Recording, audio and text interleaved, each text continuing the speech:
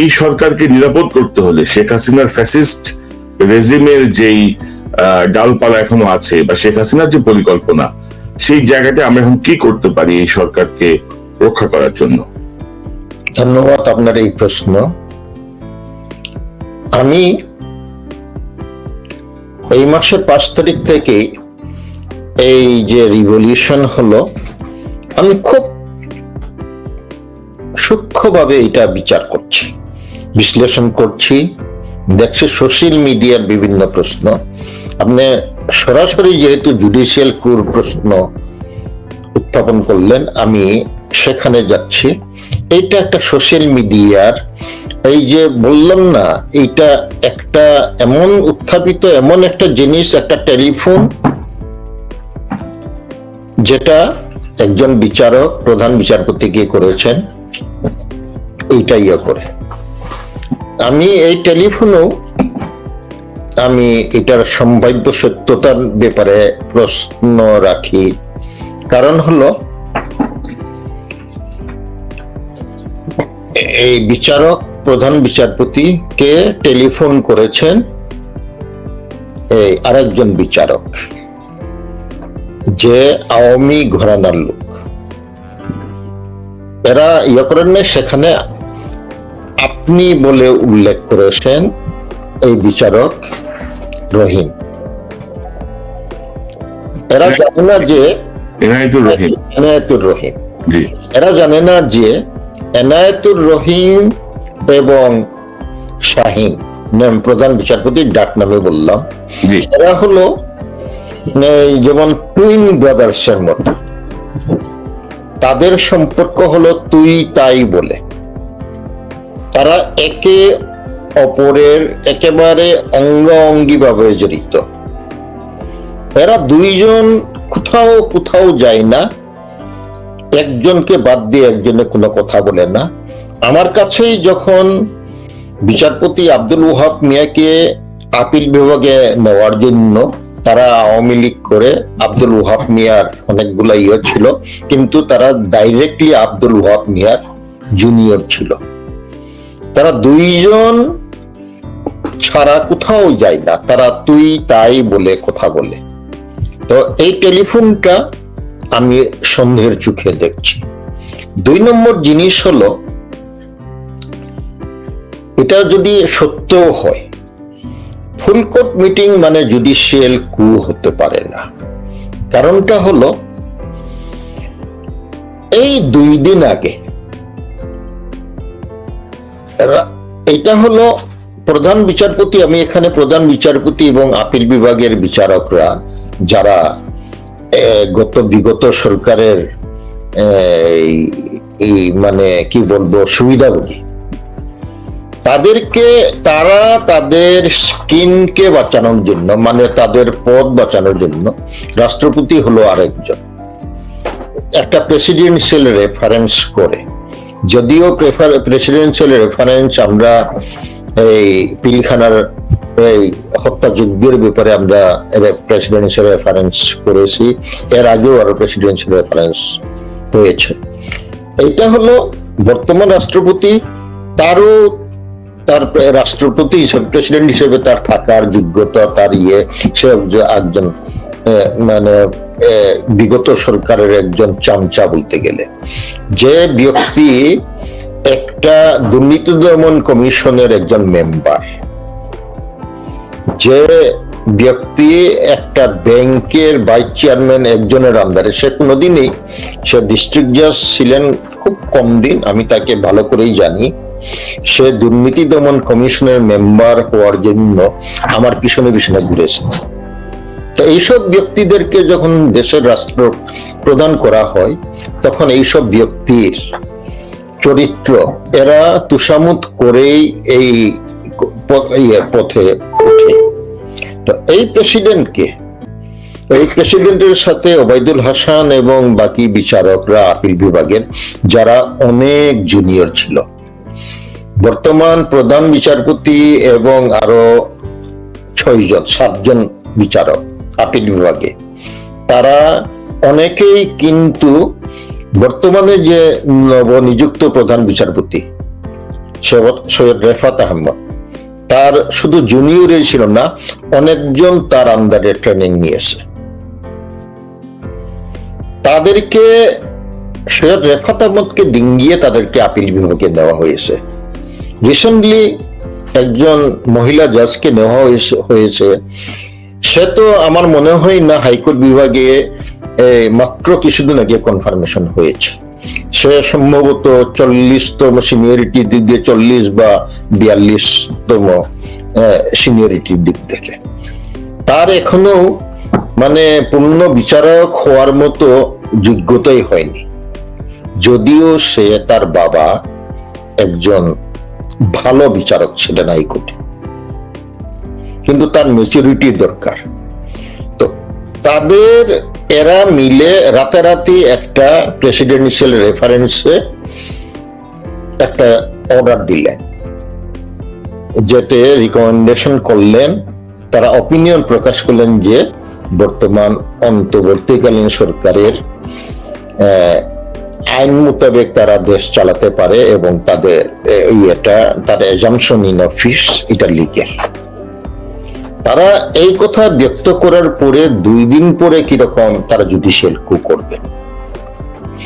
আমি তো প্রধান বিচারপতি হিসাবে অনেকদিন ছিলাম, বিচারক হিসাবে অনেক দিন। তো ফুল কোর্ট রেফারেন্সটা অনেক কারণে প্রধান বিচারপতি ডাকেন। এটা হলো প্রথমত হলো সুপ্রিম কোর্টে বেশ অনাকাঙ্ক্ষিত একটা ঘটনা হয়েছে, যেমন লেডি জাস্টিসিয়ার যেটা স্ট্যাচু ছিল, আমি প্রথমেই সুপ্রিম কোর্টের একেবারে মেইন বিল্ডিং এর সামনেই করেছিলাম, দেশের সবচেয়ে স্বনামধন্য ভাস্কর্যকে দিয়া। এইটা মৌলবাদী এবং আমাদের কিছু সিনিয়র জাজ, বিশেষ করে মোহাম্মদ আব্দুল ওয়াহাব মিয়ার আপত্তি এবং কনস্পিরেসির জন্য আমাকে আমি বাধ্য হয়েছিলাম সেটা নেক্সট বিল্ডিং এর সামনে নেওয়ার জন্য, কিন্তু এখানে মেজরিটি বিচারকদের সম্মতি ছিল। আপনি সারপ্রাইজড হবে, এখনো ইরানের মতো মুসলিম ইসলামিক রিপাবলিক অফ ইরান তাদের সুপ্রিম কোর্ট হাইয়েস্ট কোর্টের সামনে লেডি জাস্টিসিয়ার মূর্তি বর্তমান, পৃথিবীর বিভিন্ন দেশে বর্তমান। তো এইটা কিরকম করে কিছু দুষ্কৃতিকারী ভাঙচুর করে এটা সরিয়ে দেয়। এইসব ইনসিডেন্টস এবং সুপ্রিম কোর্টকে যে কলুষিত করা, আমি জানি আপিল বিভাগের বিচারকরা, বিশেষ করে প্রধান বিচারপতি এবং এনায়েতুর রহিম আরো যারা আছেন একজন বাদে, এরা সবাই দলীয় চিন্তা চেতনার লোক, আওয়ামী লীগের দলীয়।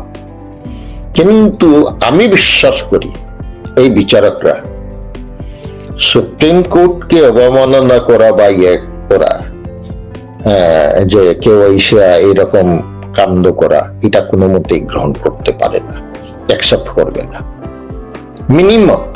মিনিমাম স্ট্যান্ডার্ড তারা বজায় রাখবেন, এটা আমি বিশ্বাস করি। তাদের অন্তরে, তাদের ভিতরে কি ভাস্কর্য ভাঙার জায়গাটা আপনি বলতে চাচ্ছেন যে এটা সুপ্রিম কোর্টের অবমাননা, তারা মেনে নেবেন না? সার্টেনলি। কিন্তু তারা তো স্যার ক্রমাগত শেখ হাসিনার নির্দেশে বিচার করে গেছেন, বিচারের রায় দিয়ে গেছেন, যাচ্ছে তাই করেছেন। এটা তো সুপ্রিম কোর্টের অবমাননা হয়নি স্যার? শুধু আমি তো স্বীকার করে বিচার বিভাগকে তারা কলুষিত করেছে, জি, আমি অস্বীকার করছি না। এবং তারা আওয়ামী ঘরানার লোক। আমি বলছি মিনিমাম তাদের যে বিচার ব্যবস্থার স্বাধীনতার ব্যাপারে সুপ্রিম কোর্টকে ধূলিসাৎ করা, এইটা আবার দলীয় করা, এটার মধ্যে অনেক পার্থক্য আছে। আমি সেটাই বলছি। আমি আপনার বিষয়টা বুঝতে পারছি। আমি বলতে চাচ্ছি যে আপনার মূল কাজ যেটা বিচার, ন্যায় বিচার, সেটি না করে আপনি আদিষ্ট হয়ে কাজ করছেন প্রতিটা জায়গায়। আমি সম্পূর্ণ সম্মান কোথায়? আমি আপনাকে এই ব্যাপারে একটা কথা বলতে চাই। এরা কিন্তু ভালো বিচারক, তারা চলে গেছেন, করেছেন, বা তারা আওয়ামী লীগের লোক, আওয়ামী লীগ আমাকে হেনস্থা করেছে, এর অর্থ এই নয় যে আমি একেবারে মুখ বন্ধ করে সবগুলা মেনে দেব। আমি কোনোদিনই মিথ্যা কথা বলি না, আমি সত্য কথাই বলি। যেমন এনায়েতুর রহিমের কথা বলছি আমি। জি, তো এখন স্যার তাহলে এটা শেষ করি এনায়েতুর রহিমের কথা, তাহলে জিনিসটা ক্লিয়ার হয়ে যাবে। সে একেবারে আওয়ামী লীগ ঘরানার, এই ব্যাপারে কোনো সন্দেহ নাই। আপনি সুপ্রিম কোর্ট বারের যে কোনো লয়ারকে জিজ্ঞেস করবেন, সে যখন ক্রিমিনাল বেঞ্চে, সে ক্রিমিনাল ল ভালো জানে, সে যখন ছিল লয়ার্সরা কিন্তু তার কাছে, তার বেঞ্চে যেত, সে রিলিফ দিত। সে বেগম খালেদা জিয়াকে কিন্তু জামিন দিয়েছিল কনভিকশনের পরে। এটা কোনো জাজ সাহস করবে না, সে কিন্তু সাহস করেছিল। এরপরেই তার কিন্তু স্যার 5 বছর থেকে 10 বছর সাজা তো উনি বাড়িয়েছেন। তো আপনি অধৈর্য হলে, আমি বলছি তো, জি স্যার, আমি তো ওয়াচ করছি, আমি তো এই জুডিশিয়ারি অঙ্গ ছিলাম। জি বলেন স্যার। সে কিন্তু সাহস করেছিল, সে জামিন দিয়েছে। আমি সেটা 5 বছর থেকে 10 বছর, সেই জায়গায় আমি সমালোচনা করছি ব্যক্তি তাকে। প্রথমত আমি বললে ওবায়দুল হাসান বা এনায়েতুর রহিম, তাদেরকে আপিলের ডিভিশনে নেওয়া অথবা ওবায়দুল হাসানকে প্রধান বিচারপতি নেওয়া আমি ঘোর বিরোধী। কারণ হলো তাদের চেয়ে অনেক সিনিয়র। যে আজকে যাকে প্রধান বিচারপতি করা হলো সৈয়দ রেফাত আহমদ, সে তাদের চেয়ে অনেক সিনিয়র, তাদের চেয়ে অনেক লেখাপড়া জানে। সে অমায়িক, সে কোনো পলিটিক্সে জড়িত না। সে আমার জুডিশিয়াল সার্ভিস কমিশনে অনেক দিন ছিল, ইভেন বিগত সরকারের আমলে জুডিশিয়াল সার্ভিস কমিশনে ঢুকেছিল। আমি যখন চেয়ারম্যান হলাম তখন আওয়ামী লীগের সরকার, আমাকে বলা হলো, কিন্তু আমি তাকে আমার এই যে কমিশনের বোর্ড থেকে তাকে আমি মেম্বার করে রেখেছিলাম, আমি যতদিন চেয়ারম্যান ছিলাম। তো এখন স্যার তাহলে হঠাৎ করে ধরেন রাষ্ট্রপতি রেফারেন্স চাইলো, সুপ্রিম কোর্ট রেফারেন্স দিল, এইভাবে একটা সরকার হতে পারে। আমি তো বললাম আপনাকে, তারপরে হঠাৎ করে আবার এই সভাটার কারণটা কি হতে পারে? শুধু কি ওইটা, যেহেতু সভাটা হয় নাই সেহেতু আমার সবার অন্য কোনো উদ্দেশ্য আছে কিনা সেটা তো জানি না। আপনি বলছেন যে অবমাননা, আমি আপনাকে ক্লারিফাই করলাম, জি এটা কোনো জুডিশিয়াল কু না। জুডিশিয়াল কু বলে কোনটা, সেটা হলো যেটা আমাকে প্রধান বিচারপতি হিসেবে থাকাকালীন আমার সাথে আমার অধস্তন বিচারকরা বঙ্গভবনে গিয়ে প্রেসিডেন্টের সঙ্গে ডিনার করে আমার সঙ্গে না বসা, এবং এইগুলা যখন আপনি প্রশ্ন করবো আমি বলবো এইগুলা হলো জুডিশিয়াল, এইটা না। তবে আমি 2 দিন আগে তারা যে রায় দেয়, এরপরে এখন আর কিছু করার, কারণ তারা অলরেডি তাদের অপিনিয়ন এক্সপ্রেস করে ফেলছেন, বুঝলেন না? এখন তারা ওখান থেকে রিট্রিট করতে পারবেন না। এটা একটা হলো প্রেসিডেন্ট এবং এই বিচারকরা, তারা যাতে এই রিভলিউশনারি সরকার আসার পরে তাদেরকে যাতে পরিবর্তন না করতে পারে, তারা অতি উৎসাহী হয়ে এরকম একটা কাজ করা, আমি এটাই মনে করি। তাদেরকে কিন্তু বাদ দেওয়া না যায়, তাদেরকে তাদের অবস্থানটা ইয়ে করে, তাদেরকে সর্বসম্মত সিদ্ধান্ত গ্রহণের জন্য দিকে যাচ্ছে। তো এটাও স্যার এক ধরনের, ওই জুডিশিয়াল কু না হোক, এক ধরনের প্রচেষ্টা, তো এক ধরনের স্টেপ তো এই হতে পারে। কারণ হলো এই বিচারকরা এবং হাইকোর্টের মেজরিটি এবং 90% বিচারক কিন্তু আওয়ামী লীগের আমলে, সিনিয়র কয়েকজন বাদে, যার পরিপ্রেক্ষিতে মেজরিটি আছে। তারা হয়তো হাইকোর্টের বিচারকরা, এরাও যেহেতু আওয়ামী লীগ ঘরানার লোক বিচারক, এটা নিয়ে একটা করলো যে এটা কন্ডেম করবে, করবে, যাতে বর্তমান যে রিভলিউশনারি সরকার তাদের যে পদক্ষেপ, এটা বিচার বিভাগে হস্তক্ষেপ করছে, এই একটা কন্ডেম ডাইরেক্টলি না করে ইনডাইরেক্টলি একটা প্রেসার ক্রিয়েট করা, মানে তাদেরকে ডিসপিউটেড করার জন্য এরকম একটা প্রচেষ্টা হতে পারে।